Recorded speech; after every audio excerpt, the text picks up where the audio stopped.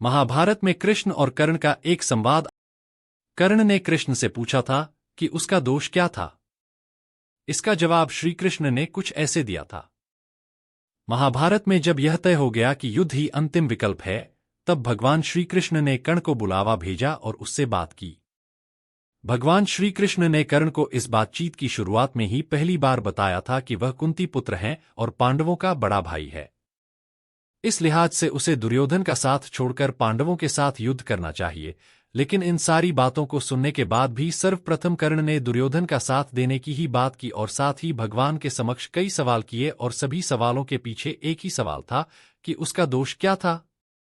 भगवान श्री कृष्ण ने कर्ण को जो जवाब दिया वह आज के समय में भी उतना ही प्रासंगिक है और शायद हमेशा रहेगा। तो आइए जाने कर्ण और श्री कृष्ण के इस अद्भुत संवाद और जवाब से जुड़ा प्रकरण। कर्ण के सवाल भगवान श्री कृष्ण से। कर्ण, जन्म होते ही मेरी मां ने मुझे त्याग दिया, क्या अवैध संतान होना मेरा दोष था? कर्ण, द्रोणाचार्य ने मुझे युद्ध सिखाने से मना कर दिया क्योंकि मैं क्षत्रिय पुत्र नहीं था, क्या ये मेरा दोष था? कर्ण, परशुराम जी ने मुझे युद्ध से जुड़ी सारी ही कलाएं और ज्ञान से परिचित तो कराया, लेकिन श्राप दे दिया कि जिस वक्त मुझे इस विद्या की सर्वाधिक आवश्यकता होगी मैं यह सब भूल जाऊंगा क्योंकि मैं क्षत्रिय नहीं था, क्या ये मेरा दोष था? कर्ण, संयोगवश एक गाय को मेरा बाण लगा और उसके स्वामी ने मुझे श्राप दिया, जबकि मेरा कोई दोष नहीं था। कर्ण, द्रौपदी स्वयंवर में मेरा अपमान किया गया, क्या ये मेरा दोष था? कर्ण, माता कुंती ने मुझे आखिर में मेरे जन्म रहस्य बताया, वह भी तब जब उनके बेटों पर संकट आया, क्या ये मेरा दोष था? कर्ण, जो कुछ भी मुझे प्राप्त हुआ है दुर्योधन के कारण मिला, क्या ये मेरा दोष था? कर्ण, तो अगर मैं दुर्योधन की तरफ से लड़ूं तो मैं गलत कहाँ हूं? श्री कृष्ण ने तब कर्ण को दिया ऐसा जवाब और बताया, दोष कहाँ है? कृष्ण, कर्ण, मेरा जन्म मेरे ही मामा के कारागार में हुआ। कृष्ण, जन्म से पहले ही मृत्यु मेरी प्रतीक्षा में घात लगाई थी। कृष्ण, जिस रात मेरा जन्म हुआ था उसी रात को मुझे मेरे माता पिता से दूर कर दिया गया था।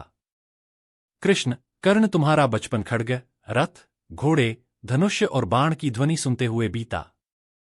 मुझे गौशाला, गोबर, ग्वालों के बीच जीना पड़ा और कई प्राणघातक हमले झेलने पड़े। कृष्ण, मेरे पास कोई सेना नहीं थी, मुझे कोई शिक्षा नहीं मिली थी। इतना ही नहीं, मुझे तानों और समस्याओं के बीच जीना पड़ा। कर्ण, जब तुम्हारे गुरु तुम्हारे शौर्य और शक्ति पर गर्व कर रहे थे तब उस उम्र तक मुझे शिक्षा तक नहीं मिली थी। 16 साल का होने पर मुझे ऋषि सांदीपन के गुरुकुल पहुंचा गया था। कृष्ण, कर्ण, तुमने अपनी पसंद की कन्या से विवाह किया था और मुझे जिस कन्या से प्रेम था वह नहीं मिली और मुझे उनसे विवाह करना पड़ा जिनकी चाहत मैं था अथवा जिन कन्याओं को मैंने असुरों से बचाया था। कृष्ण, मेरे पूरे समाज को यमुना के किनारे से जरासंध के भय से हटना पड़ा और दूर समुद्र के किनारे बसना पड़ा। रण से पलायन के कारण मुझे भीरू तक कहा गया।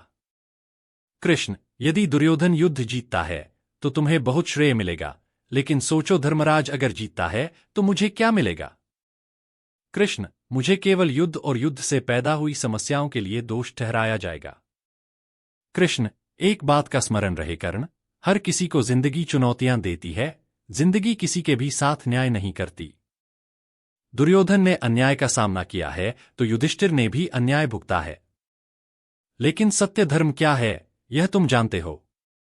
कर्ण, भले ही आपको जीवन में वह सब कुछ न मिले जिसके आप हकदार हों या आपके अत्यंत अपमान की जिंदगी जी हो, लेकिन आपको इस बात की छूट नहीं कि इन सब चीजों के न मिलने से आप अधर्म की राह पर चल पड़े।